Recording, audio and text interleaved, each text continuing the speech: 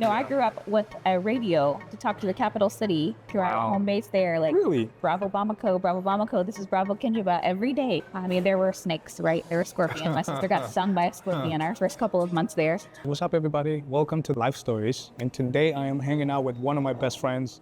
We've been friends for about 11 years. She's the person that picked me up at the airport, me and my family, when we first got to Lexington about how many years ago? 11, right? 11 years ago. She had a baby who is now 11 years old. Yep. And you brought Athena to the airport. I did bring Athena to the airport. Back then, Carissa Porter. Hi, everybody. So excited to be here. Ciao. Thank you. Thank you so much. Hey, give it up. Shout out. I just got my Service. same drink I've gotten for the last 11 years. Cheers. What'd you get? I got a cinnamon plum tea. It's delicious. I've never had it before, but I've already had 2 cups of coffee, so I went with the tea. Hey. That's smart. It's very good. Unlike some people. Some people would be one for the 3rd cup. But and I had an extra shot of espresso with the first one. You're ready. Okay, so Yeah. life stories. We can't cover everything today as far as like your life and the lessons learned. But there's this particular part of your life that is very, very unique. And I don't know if a lot of people know. So Carissa actually lived part of her life in Mali. So here's a Caucasian girl that was raised in Africa. Like how was it? Yeah. Just tell us. I guess I'll ask you questions as you go. So, I was born in Western Kentucky, so Kentucky girl, born. But when I was 7, my parents really felt that God was asking them to leave Kentucky and go to West Africa, go to Mali. So we started that journey by living in France for a year. So I got to have the experience of being a first grader immersed in a new language. Wow. I spoke not one word of French. We moved to France, enrolled in first grade, went to the first day of school. And because my first name is not the name I go by, it's Mary Carissa, the teacher, called me Mary. Mary? They didn't even do Marie because it was spelled with the Y. So she did Mary. Oh, and I didn't have the language to tell her that's not my name. So for a year, I was Mary, not Carissa or Carissa. But so that experience got the immersion. I lived for recess when there was a British girl who was in 2nd grade that I got to talk to. So, for me, not being able to speak to people was challenging. But as kids do, absorb the language, right? My parents were still struggling in their language school, and my sister and I were fluent after 2 months. But we were there for a year, and then we moved to Mali, West Africa. Wow. And it was homeschooled. So my sister and I and 2 other American boys who were there, we were in 4 different grades, and we just did homeschool together. In Mali? In Mali. Wow. So we did English-based, American-based curriculum through homeschool. And how old were you at this time? Yeah, I was 8. 8. Wow. So from the time I was 8 until I was 17, Mali was home. Wow. We were back in the U.S. for 1 year when I was 12. But other than that, that's where we lived. So I'm very curious, like, how was this change, like, moving from America to France? And how was it different now moving from France to Mali? Yeah. That's quite a lot of cultures at once. We lived in the capital city just for a couple of months. And then we moved out to Kinjaba, Mali, which is on the border of Senegal, which is a 2-hour small Cessna plane ride from the capital city, or a 24-hour train and land overland. They've since made a highway, so I think it takes a lot less time. Yeah. But back then it was a long trip. Being an 8-year-old, my sister was 6, I think was an adventure, right?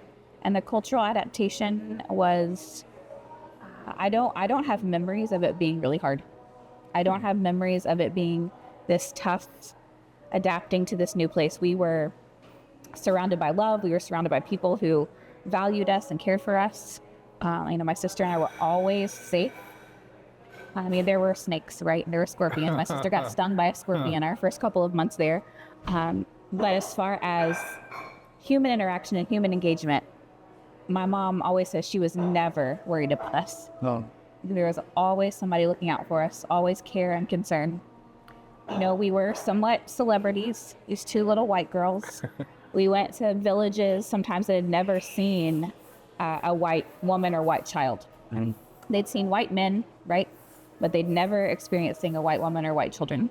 So we were a bit of a novelty. We were chanted at when we drive through town, Tubabu, which means foreigner. Tubabu Nindi, foreigner children. So we got chanted at. We had a bit of a celebrity status, like when we'd go. So that was kind of a wild way to grow up in that atmosphere. We were younger. We had friends who were girls and boys who would come like every afternoon. We'd have time where we'd play and hang out with our friends. By the time I was 10, it was all boys because girls worked all the time, right? If you were a girl old enough to help out at home and cook and take care of the younger kids, you didn't have the freedom to play anymore. Wow. So my sister and I started only having boys as friends. So we grew up. We did volleyball. We taught our friends how to play softball. So we had hours every day of freedom just to be outside and play. Wow. And from a child's perspective, what do you think your parents' experience was? Kind of like just you watching them navigate this new change and this new place. Thinking about my especially parents' now experience. now from an adult's perspective, also looking back. Yeah. Right. It was extremely challenging. I know my mom was really lonely. There was a lot of loneliness. There was another missionary lady who was her good friend, best friend. But my mom had a lot of time where she was alone, right? So I think that ability to make friends cross-culturally is a lot harder when you're older. Yeah. And especially when the experience for women and the dynamic of how women are often treated, or often have their place culturally in that setting is very different for an American woman. Right. And the ability to connect with that cross-culturally is really complex. Wow. And complicated. Wow. There's also all the complications of how even missionary work is colonial and how that's so associated in so many ways, and disentangling that is really hard. My parents didn't do church planting. My dad did development work, agricultural development, drilled deep water wells, and tried to do that in a sustainable way back when even the word sustainability wasn't as common as it is now, right? Yeah. But attempting to involve and engage local people in their own development, which I think we've come a long way in that. But, in the 80s and early 90s, that was not as prevalent a theme. And so much of the work was church planting and making American Christianity fit in this place, right? Without the cultural engagement, without the true understanding of, what is it like? What are we interrupting when we bring in our perceived version of Jesus, right? Instead of acknowledging the presence of Jesus already in a place. Wow. I need to let that sink in. Man, I've known you for 11 years. That's such a profound statement. Yeah. Can you say that again? So our perception of what of our version of Jesus, instead of recognizing how Jesus is already in the place. Wow. We would go and do presentations of the gospel in villages and just and we had these beautiful slides that were of Black Jesus, right? Like they were slides that were the whole gospel with images of West African looking of Black individuals, and but yet we'd show the Jesus film with the white American Jesus, and I don't know, it's like it's a lot to unpack as I've gotten older.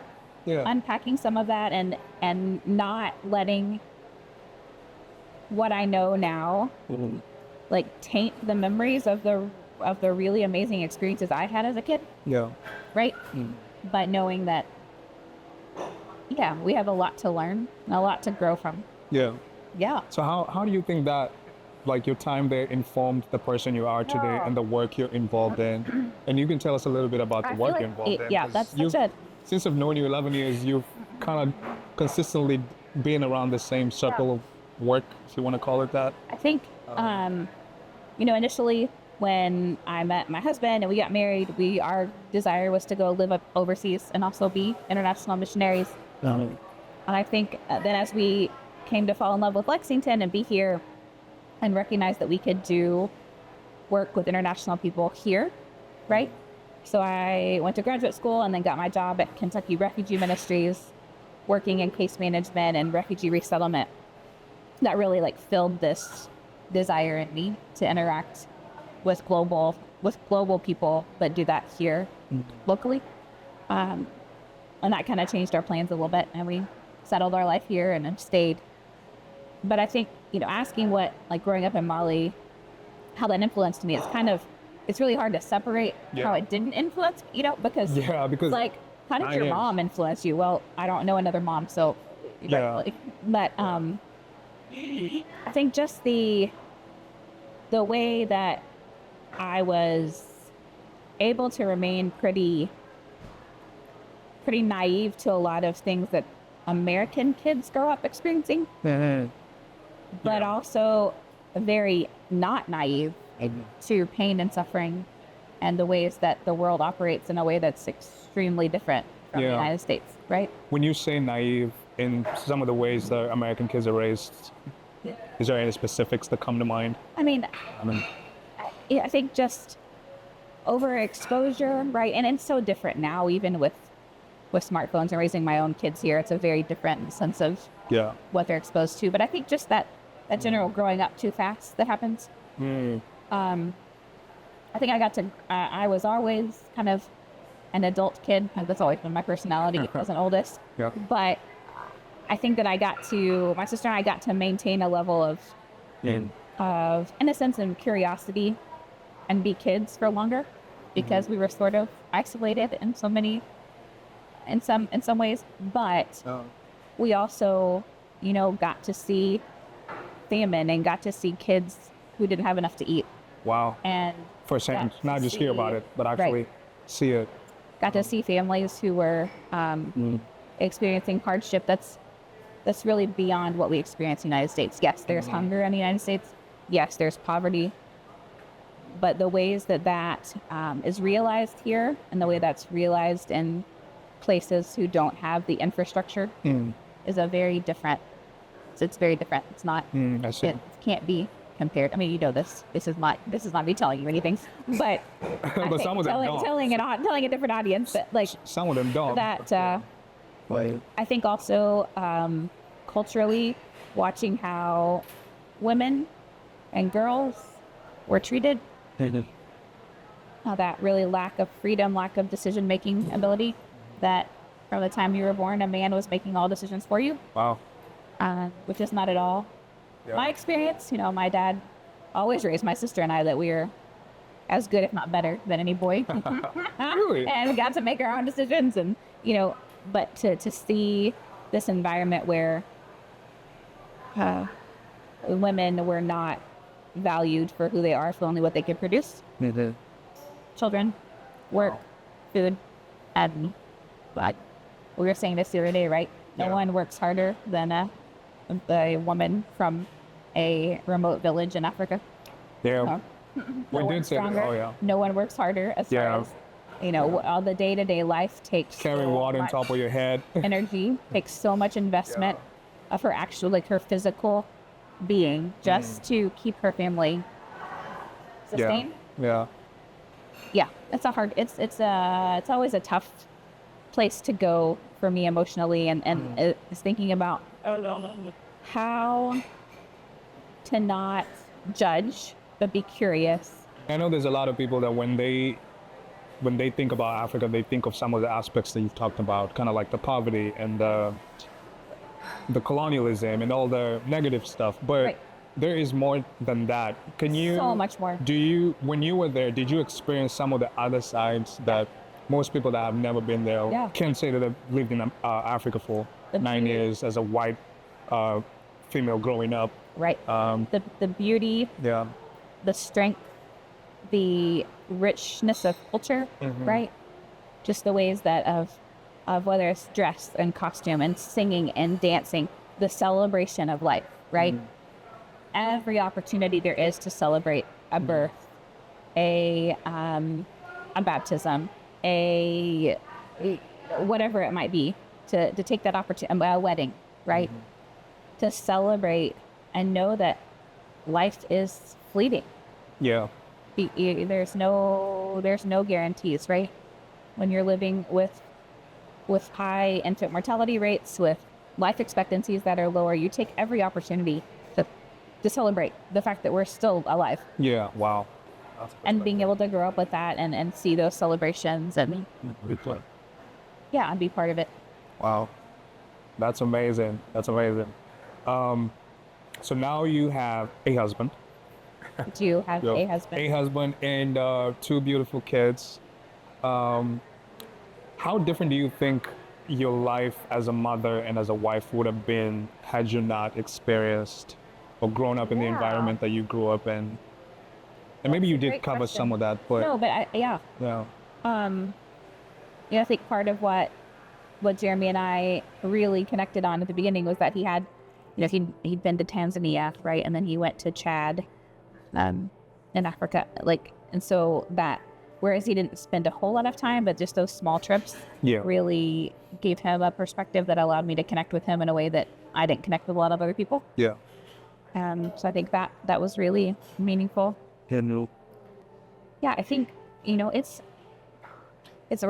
raising children, and now like a 13, almost 14-year-old and an 11-year-old, with technology where it is, and with it's so challenging. And there's moments when I'm like, we should have just moved us away to some place without the internet, Go back to Mali. without Wi-Fi. Although, it's there, right? Yeah, I grew up with a radio to talk to the capital city through our home base there. Really?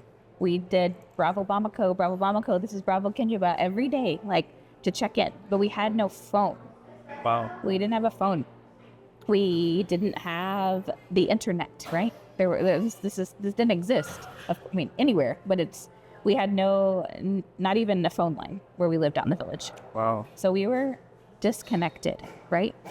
In that way, and that was really hard. It was really hard on my mom, especially leaving her, mom and dad leaving their parents here in the U.S. and their families. So that lack of communication.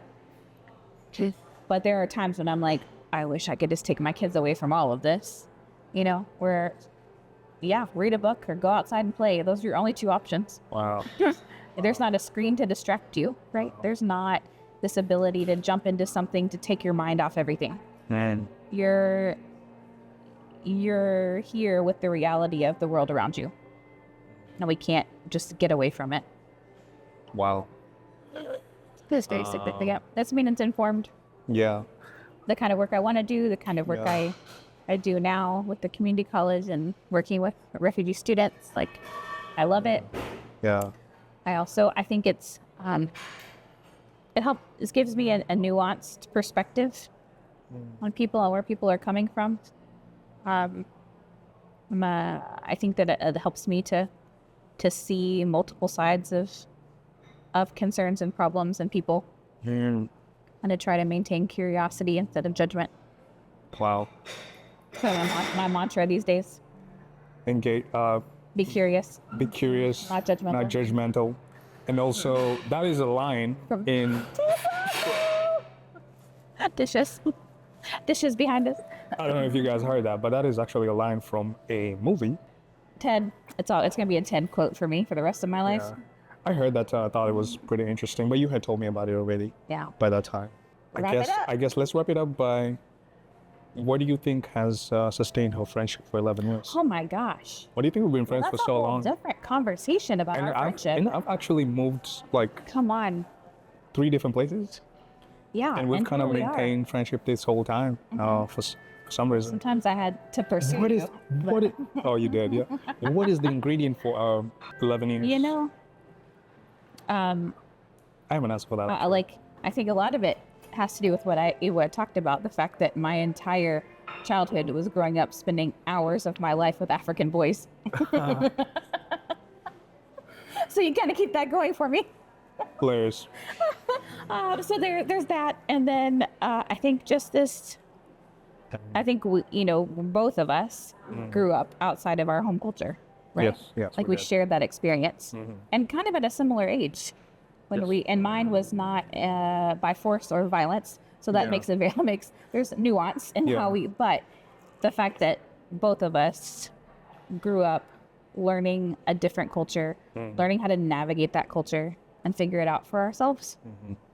And then how that created this sense of wanting to know more about the world in each of us. Yeah. And which really helps us see each other in really positive ways. I think my favorite thing about you is intentionality. And I think one of the reasons why this friendship has lasted as long as it has, it's by your ability to be intentional, by your ability to know people in depth and not just by their current situations or what they're experiencing at the moment, and being able to know them as a whole. Yeah. And Thanks. basing scenarios or stuff that happens in life not just on moments but on the entirety of that person. Yeah. You know, I think your ability to do that has sustained this friendship for 11 years. And I think it's really, really cool. Yeah. It's amazing. Thank you. I appreciate that. So final words for the people, any advice for people looking to raise their kids abroad? What do you think your parents could have done different? What do you think would actually help the kids? And what do you think you would have helped your parents had they known before they went there? Wow. Kind of like just advice for anybody already abroad or thinking about it. My sister and I, we always joke that, you know, missionary kids kind of ended up with 3 different categories. A third, like, really loved what their parents did, also wanted to be a part of it, right?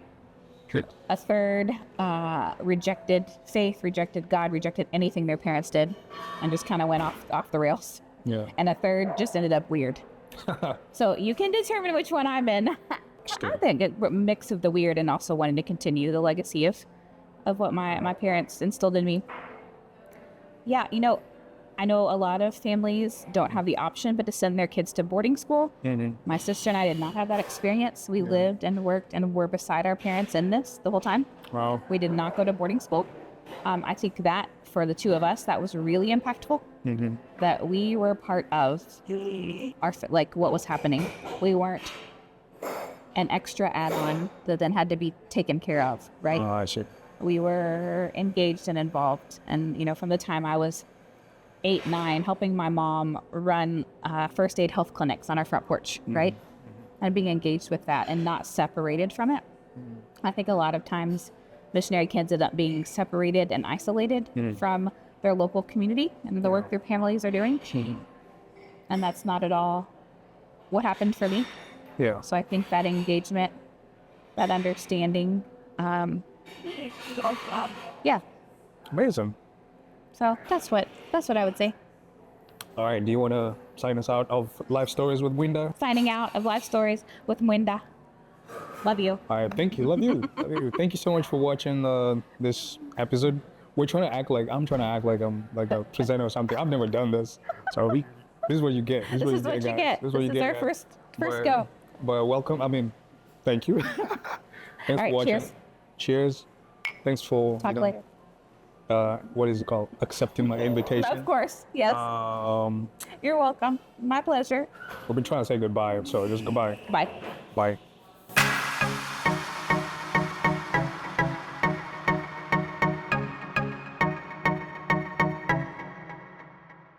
Mambo vipi, mambo shwa,